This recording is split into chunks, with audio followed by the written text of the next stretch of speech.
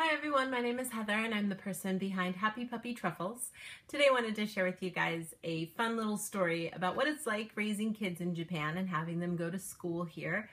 Both my daughters have gone or are going to public elementary school in Japan. My oldest daughter is now in middle school. She's in her second year of middle school, and we've actually chosen to have her be attending a school in the States and doing everything online because that was the better way to go, because schools are a little crazy here, but that's a whole thing we could talk about some other time. But anyways, the elementary school time in Japan is awesome. I think it's a great way to get to know Japanese as a language and to, make friends and to learn about the culture. So if you know you're going to be living here for a while and you have kids that are the right age for it, it's a great challenge. And really, when you think about it, kids are very good at accepting challenges.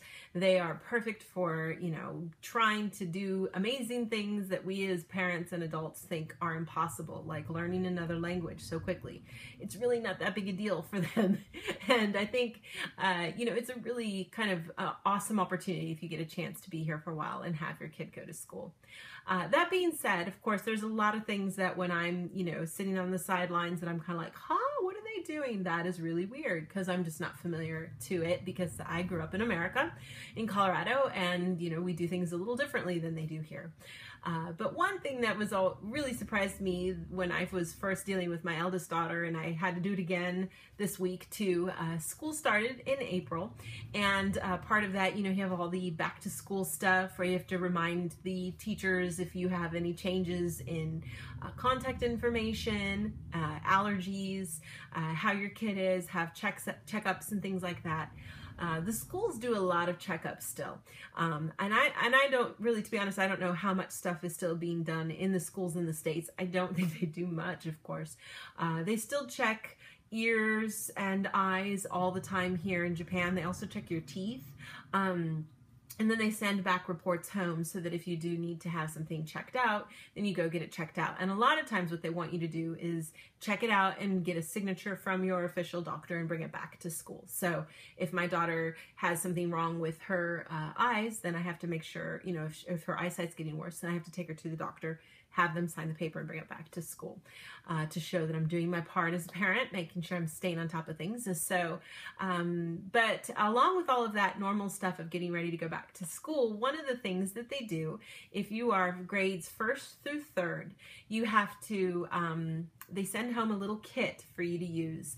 And basically what it is it's a little set of 2 stickers, one on each side, and you have to put it on your child's anus, on their butt, because you have to see if they have this worm that they can have sometimes, apparently.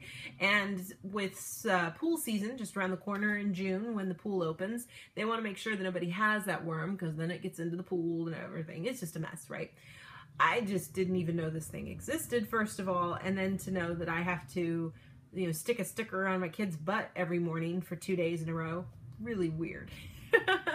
It comes with this little weird kit, and you peel off the layer and you use that part to stick in, and then you put the film back over it, and then you just put that in her little file folder that she gives to her teacher. And then her teacher basically has stickers from all the kids' butts to give to their people to process to make sure everybody's okay. So that's really weird. So yeah, when I first saw that, I was like, oh yeah, okay, so this is something I didn't think my mom ever did when I was in school. But it's a very common thing in Japan. And like I said, it's only through 3rd grade, so this is my last time doing it. I'm feeling a little nostalgic. Oh, I don't have to do it anymore, so that's kind of weird. But you have to do it first thing in the morning. They can't take a shower. You have to make sure you catch them while you can, kind of thing. It's really weird. But then along those same lines, on Friday, I have to also submit a sample of urine for my daughter. And they give you a little weird origami cup, basically, for you to use and to catch the urine in, and then you put it into a little kind of like travel size shampoo bottle, if you will, and put the cap on and put the label with the kid's name on it, and then you just send that with them to school. And that to me just seems like so asking for trouble. Especially, I mean, like, luckily I have girls, so, you know, girls are a little better behaved. I cannot imagine all these young boys that are in elementary school carting a little jar of their pee to school and it not being a problem, but for some reason it's not. They never seem to have any problem with it. I've never heard of anybody, you know, having their little jar break open inside their backpack or anything like that. So I don't know how they do it. I don't know how it goes that way. I don't understand how it isn't a problem. It's all very, very confusing to me, but that's what they do.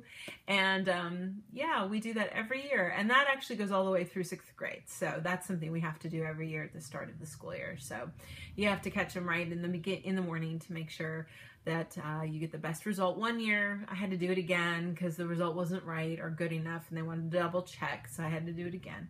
But otherwise it's been pretty straightforward. So that was what's going on in Japan in schools right now as part of the whole beginning of the new school year and some of the things you have to look forward to when you're here. So if you happen to be knowing that you're going to have a kid going to school here, something to kind of keep in mind, because it can be a little surprising at first if you're not ready for it. And, you know, I don't know how most people, you know, who are coming here will be dealing with it. I suppose if you are fluent in Japanese, it won't be a problem. I don't read or write Japanese at all, even though I've lived here for 20 years. You know, I have like a 1st grade level ability. That's about it. So, you know, I usually have to ask my husband to help me through everything.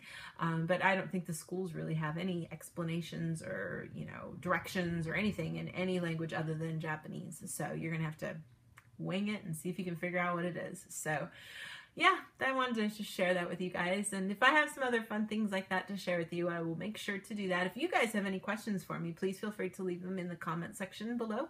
And I'll have some more fun stuff to share with you guys in the days to come. Thanks again always so much for watching, and I'll see you all next time. Bye.